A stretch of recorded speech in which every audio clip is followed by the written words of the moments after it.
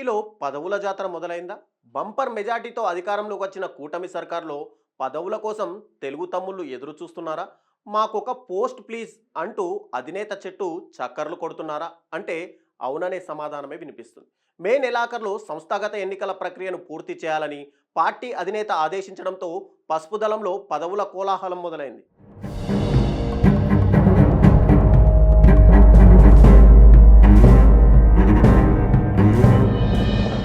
ఏపీలో తిరుగులేని మెజారిటీతో గెలిచిన కూటమి సర్కారులో పదవుల జాతర మొదలైంది.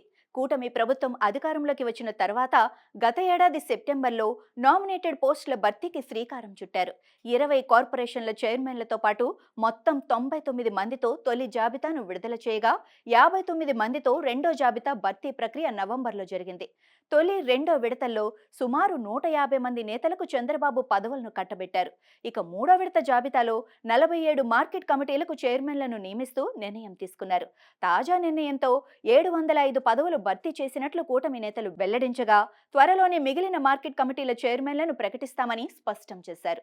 టీడీపీ గెలుపు కోసం కష్టపడిన నేతలకు న్యాయం చేస్తానని హామీ ఇచ్చిన చంద్రబాబు ఇచ్చిన మాటను నిలబెట్టుకునే ప్రయత్నం చేస్తుండగా టీడీపీలో పదవుల కోసం పెద్ద సంఖ్యలో ఆశావాహులు పోటీ పడుతున్నారు. మాకొక పదవి ప్లీజ్ అంటూ పార్టీ నేత, ఎమ్మెల్యేలు, మంత్రుల చుట్టూ చక్కర్లు కొడుతూ ఎవరి ప్రయత్నాలు వారు చేస్తున్నారు. పదవుల కోసం పార్టీ అధిష్టానానికి దాదాపు 60,000 అప్లికేషన్లు వచ్చినట్లు సమాచారం.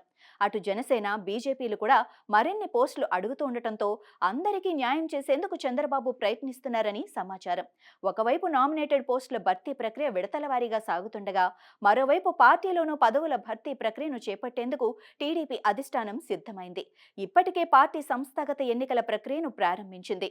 క్షేత్రస్థాయిలోని కుటుంబ సాధికార సారథులు మొదలు లోక్సభ నియోజకవర్గ స్థాయి వరకు అనుబంధ కమిటీల ఎన్నికల ప్రక్రియను వచ్చే నెల మే 15లోగా పూర్తి చేయాలని పార్టీ అధినేత చంద్రబాబు ఆదేశించడంతో పార్టీ రాష్ట్ర అధ్యక్షుడు పల్లా శ్రీనివాసరావు ఎన్నికల షెడ్యూల్ సైతం ప్రకటించారు. సంస్థాగత ఎన్నికల్లో మహిళలు, ఎస్సీ, ఎస్టీ, బీసీ, మైనార్టీలకు ప్రాధాన్యం ఇవ్వాలని కీలక సూచనలు కూడా చేశారట.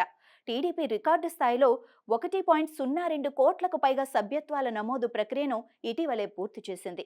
వచ్చే నెల 15లోగా ఎన్నికల ప్రక్రియను పూర్తి చేసి మే 28, 29, 30 తేదీల్లో కడపలో నిర్వహించనున్న మహానాడులోగా రాష్ట్ర కార్యవర్గాన్ని ప్రకటించి పార్టీ జాతీయ అధ్యక్షుడిని ఎన్నుకుంటారు. తెలుగుదేశం పార్టీకి క్షేత్ర స్థాయిలో అత్యంత పటిష్టమైన సంస్థాగత వ్యవస్థ ఉంది.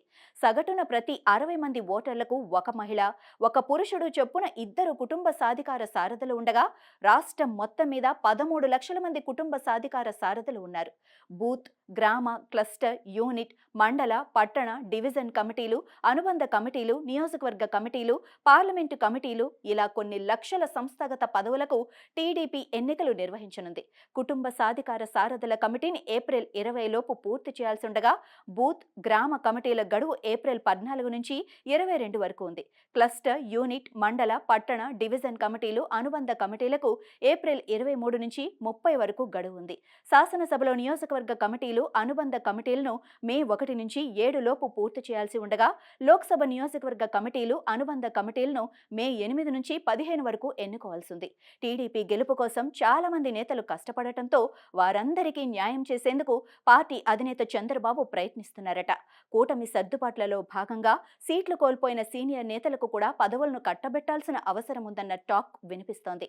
పిఠాపురం వర్మ, రంగ, ప్రభాకర్ చౌదరి, గన్ని వీరాంజనేయులు ఇటీవల ఎమ్మెల్సీ ఆశించి నిరాశ పడిన వారు కూడా కీలకమైన నామినేటెడ్ పోస్టులు అడుగుతున్నారు. మరి అలాంటి నేతలకు న్యాయం చేయాల్సిన అవసరం ఉందన్న వాదన సైతం పార్టీ వర్గాల్లో వినిపిస్తోంది.